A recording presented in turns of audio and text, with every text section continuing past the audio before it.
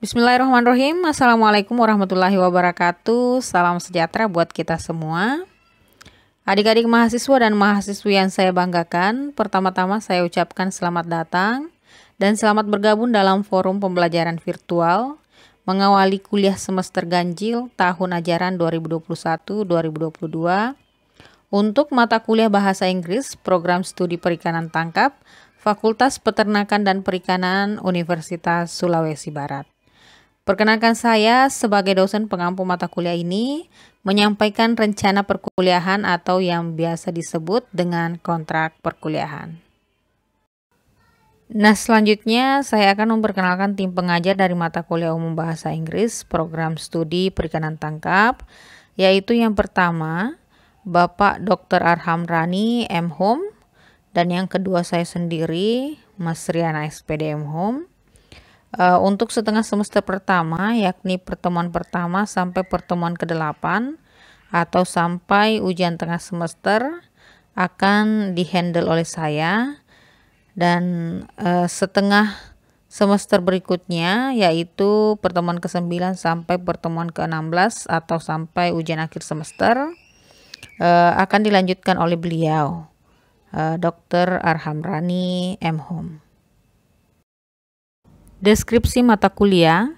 Mata kuliah Bahasa Inggris untuk perikanan tangkap membahas grammar bahasa Inggris, dalam hal ini parts of speech yang meliputi noun, pronoun, adjective, verb, adverb, conjunction, preposition, interjection. Hal ini dimaksudkan agar mahasiswa dapat menuliskan kalimat dengan pola dasar kalimat bahasa Inggris dalam 5 jenis tenses. Mahasiswa akan diberikan latihan mengerjakan soal-soal tata bahasa, kosakata, dan bacaan. Mata kuliah ini juga melatih kemampuan mahasiswa dalam membaca tes sederhana tentang perikanan tangkap. Selanjutnya, capaian pembelajaran mata kuliah. Yang pertama, mahasiswa mampu mengidentifikasikan parts of speech yang meliputi noun, pronoun, adjective, verb, conjunction, preposition, interjection, serta reading text yang berkaitan dengan perikanan tangkap. Yang kedua, mahasiswa mampu menggunakan noun, pronoun, adjective, verb, adverb, conjunction, preposition, interjection dengan baik secara tertulis maupun lisan. Yang ketiga, mahasiswa mampu membaca teks sederhana tentang perikanan tangkap. Dan yang terakhir, mahasiswa mampu menerjemahkan, menulis intisari tes bacaan terkait dengan perikanan tangkap, serta mampu menyampaikan kesimpulan secara lisan. Materi pembelajaran. Total pertemuan selama 1 semester ke depan adalah 16 pertemuan. Bentuk pertemuan meliputi 14 kali pertemuan teori, 1 kali ujian tengah semester, dan 1 kali ujian akhir semester.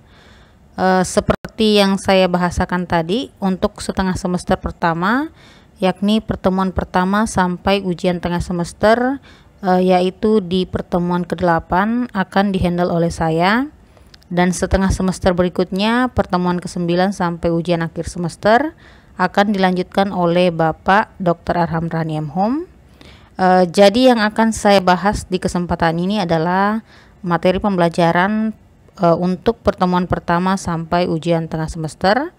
Dan untuk topik-topik bahasan pertemuan-pertemuan selanjutnya insya Allah akan dipaparkan oleh beliau di pertemuan pertamanya nanti di minggu ke-9 atau setelah pelaksanaan ujian tengah semester. Oke, kita lihat untuk pertemuan pertama, materi pembelajaran kita nantinya adalah perkenalan dan kontrak perkuliahan. Kemudian pertemuan kedua, kita akan membahas jenis-jenis part of speech, kemudian jenis kata benda atau noun. Selanjutnya di pertemuan ketiga kita akan membahas tentang pronoun atau kata ganti. Dan pertemuan keempat pembahasannya adalah adjektif, kata sifat. Dan pertemuan kelima topiknya tentang verb dan beberapa tenses. Kita akan bahas diantaranya simple present tense, present future tense, dan simple past tense. Selanjutnya di pertemuan ke-6 kita akan membahas tentang tenses, yaitu simple present tense, present future tense, dan simple past tense sebagai ulasan atau review dari pertemuan sebelumnya. Kemudian kita juga akan membahas tenses, present continuous dan present perfect. Kemudian di pertemuan ke-7 kita akan membahas tentang conjunction, preposition dan interjection. Dan selanjutnya di pertemuan ke-8 pelaksanaan ujian tengah semester. Oke, kemudian kita masuk ke sistem perkuliahan. Perkuliahan dilaksanakan secara daring atau online selama 1 semester ke depan dengan menggunakan kombinasi metode sinkronus dan asinkronus. Yang pertama untuk metode sinkronus atau pembelajaran yang dilakukan secara langsung. Di sini kita akan menggunakan aplikasi Zoom untuk virtual meeting atau bisa juga menggunakan Google Meet dan aplikasi WhatsApp Group. Kemudian yang kedua, untuk metode asinkronus atau pembelajaran yang dilakukan secara tidak langsung dan fleksibel, ini bisa ditunda. Di sini kita akan menggunakan aplikasi YouTube dan Google Classroom serta WA Group. Jadi materi pembelajaran nantinya saya siapkan dalam bentuk video yang diupload di YouTube. Nantinya saya akan share link atau nama channel YouTube saya, tempat saya mengirim atau mengupload materi tersebut, dan adik-adik mahasiswa tinggal menonton videonya tersebut.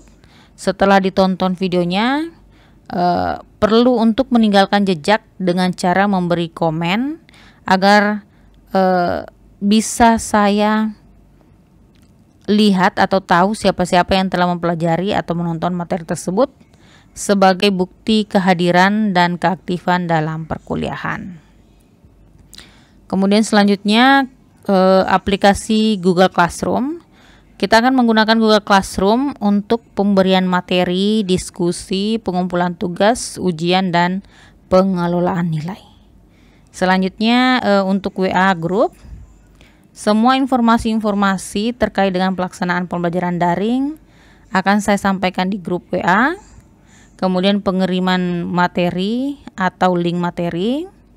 Selanjutnya kita bisa berdiskusi di WA Group.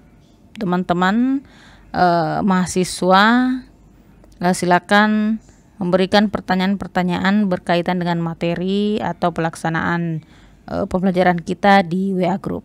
Jadi grup WA ini berfungsi sebagai aplikasi untuk metode baik sinkronus maupun asinkronus.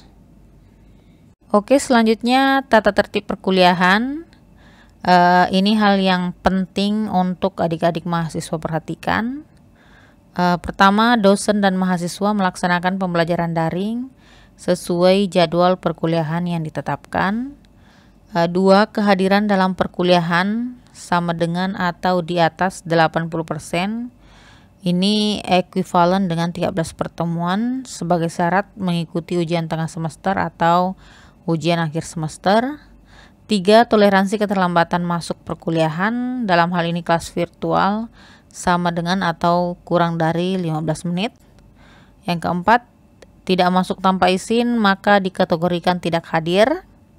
5. Tidak masuk dengan izin maka dihitung izin dan tidak mengurangi presensi. Selanjutnya 6. Izin disampaikan langsung kepada dosen maksimal sebelum perkuliahan dimulai dengan menyebutkan secara jelas nama mata kuliah, kelas, jadwal kuliah, dan alasan izin, tentunya sesuai aturan dan logis.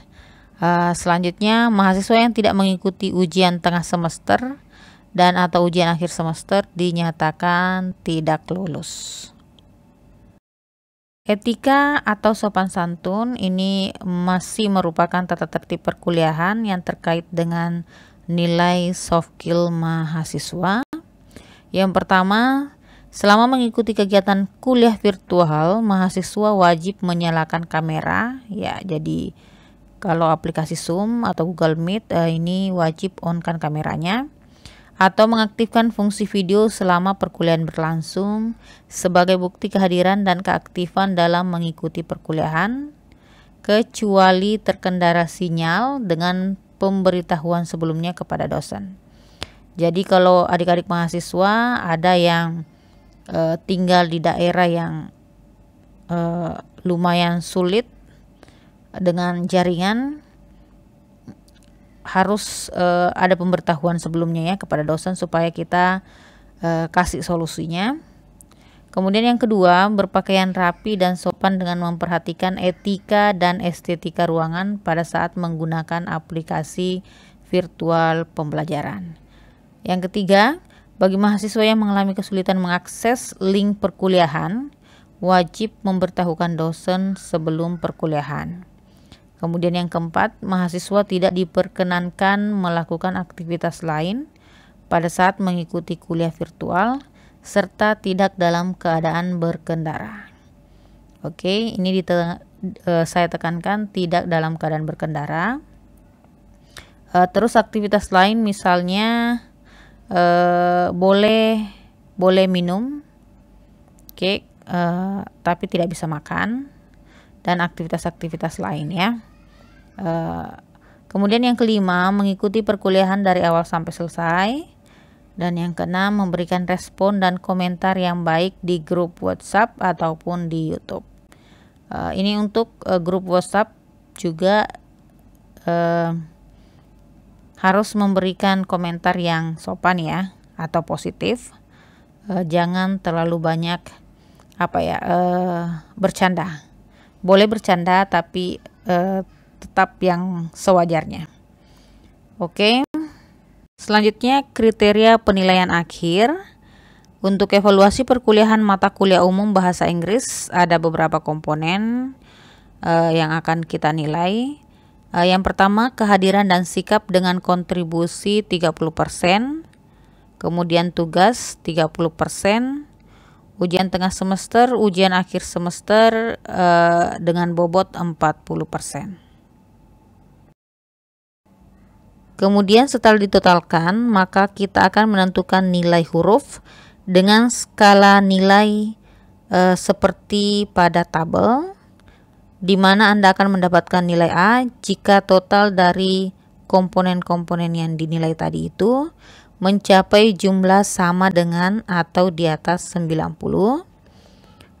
Dan kemudian seterusnya, ini adalah bobot penilaian untuk nilai huruf A minus sampai nilai huruf E. Baik, saya kira demikian penjelasan singkat saya tentang kontrak perkuliahan, gambaran pembelajaran kita untuk 1 semester ke depan. Terima kasih atas perhatiannya, selamat belajar dan selamat mengikuti tahapan proses pembelajaran pada mata kuliah umum bahasa Inggris. Semoga sukses dan tetap semangat. Sekian, Assalamualaikum warahmatullahi wabarakatuh.